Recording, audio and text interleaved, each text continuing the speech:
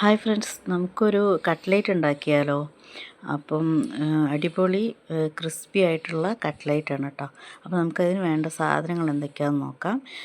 വലിയ ഉള്ളി, പച്ചമുളക്, പിന്നെ മല്ലിച്ചപ്പ്, കറിവേപ്പില എല്ലാം ഇതാക്കി, പിന്നെ ഉരുളക്കിഴങ്ങ് തൊലി കളഞ്ഞിട്ട് പൊടിച്ച് വെച്ചിരിക്കുകയാണ് കേട്ടോ.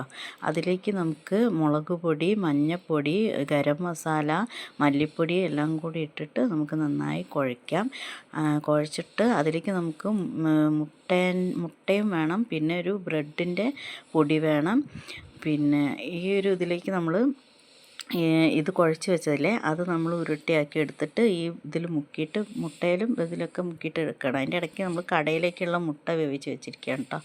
പിന്നെ കടയ്ക്ക് ചമ്മന്തി വേണം, അതൊക്കെ ആക്കിയിട്ട് ഇതാ. പിന്നെ നമ്മൾ കട്ട്ലേറ്റ് ഇവിടെ ഉണ്ടാക്കിയിട്ടുണ്ട്. നല്ല സൂപ്പർ കട്ട്ലേറ്റാണ് കേട്ടോ. എന്നിട്ട് നമ്മളെല്ലാവരും കൂടി ഇതാ അടിപൊളി ചായ ഒഴിച്ച് ഞങ്ങൾ കട്ട്ലേറ്റ് കഴിച്ചു. സൂപ്പറാണ് കേട്ടോ.